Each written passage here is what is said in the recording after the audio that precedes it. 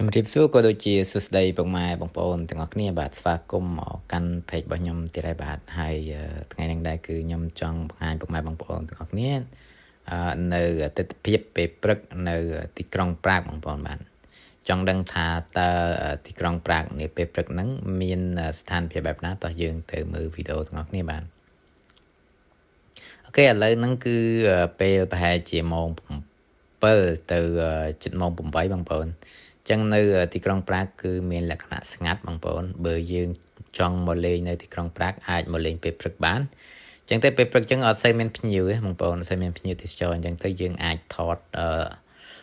ប្លង់ស្អាតៗច្រើនបងប្អូនបើសិនអ្នកបកកែថតវិញគឺគាត់ថតបានប្លង់ស្អាតៗច្រើនណាបងប្អូនបាទហើយអត់មានជាប់មនុស្សទេបងប្អូនបាទ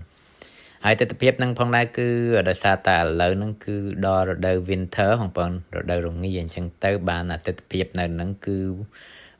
ម៉ោង7 ជិត 8ហើយប៉ុន្តែនៅអាកាសធាតុនៅតែយប់បងប្អូនបាទ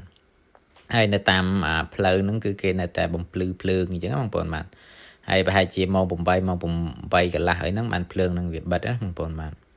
ហើយនៅតាមផ្លូវនេះបងប្អូនឃើញហ្នឹងគឺមានមនុស្សតិចតួចបំផុតដែលដើរនៅលើតាមដងផ្លូវបងប្អូនបាទហើយនៅតាមដងផ្លូវហ្នឹងដែរគឺយើងដើរម្នាក់ឯងពីរនាក់អីក៏គឺសុវត្ថិភាពណាបងប្អូននៅទីក្រុងប្រាកហ្នឹងដោយសារតែនៅហ្នឹងគឺអត់សូវសម្បូរជនអន្តោប្រវេសន៍ដូចនៅប្រទេសអឺរ៉ុបមួយចំនួនដូចជាប្រទេសអាល្លឺម៉ង់ឬប្រទេសបារាំងអីណាបងប្អូនបាទអញ្ចឹងទៅនៅហ្នឹងទោះយើងដើរម៉ោងព្រឹកពេលណាឬក៏យប់ដល់ពេលណាក៏មានសុវត្ថិភាពដែរបងប្អូនបាទ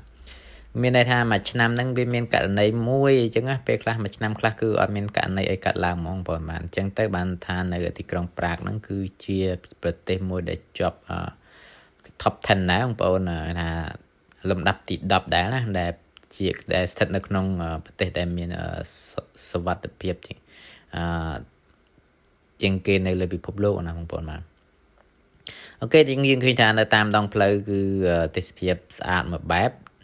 ចឹងទៅបើបងប្អូនណាដែលមកលេងអឺរ៉ុបគឺកុំភ្លេចមកលេងនៅប្រាកអញ្ចឹងទៅនៅមកលេងនៅប្រាកបងប្អូនគឺសម្បូរកន្លែងអាគារលក្ខណៈបុរាណច្រើនណាប្រៀបធៀបទៅនឹងប្រទេសអាល្លឺម៉ង់ឬប្រទេស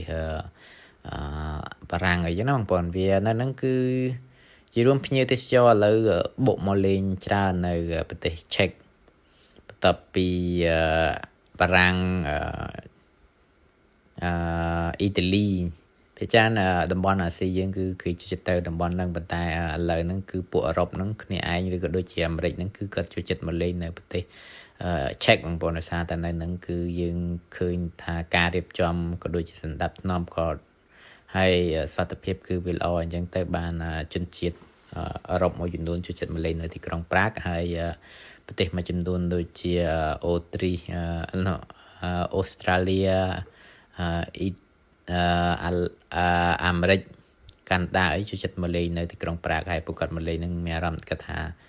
នៅទីក្រុងហ្នឹងគឺស្អាតបងប្អូនហើយមានសណ្ដាប់ធ្នាប់បើប្រៀបធៀបទៅនឹងប្រទេសអាមេរិកក៏ដូចជាប្រទេសមួយចំនួនទៀតអញ្ចឹងណាបងប្អូនបាទហើយឥឡូវហ្នឹងគឺខ្ញុំមកដល់កន្លែងត្រាំហើយគឺខ្ញុំចាំត្រាំដើម្បីជិះទៅផ្ទះវិញបងប្អូនបាទហើយនៅហ្នឹងបើអ្នកខ្លះក៏គេបញ្ញាប់អញ្ចឹងហើយសារត្រាំមួយអញ្ចឹងដោយសារតែថ្ងៃហ្នឹងជាថ្ងៃweekend គេអញ្ចឹងទៅថាត្រាំហ្នឹងវា10នាទីមានមួយអញ្ចឹងបើយើង miss អីយើងត្រូវចាំ10នាទីទៀតអញ្ចឹងបើយើងខកអញ្ចឹងយើងត្រូវចាំ10នាទីទៀតណាបងប្អូនបាទអូខេអញ្ចឹងវីដេអូខ្ញុំមានប៉ុណ្្នឹងហើយខ្ញុំ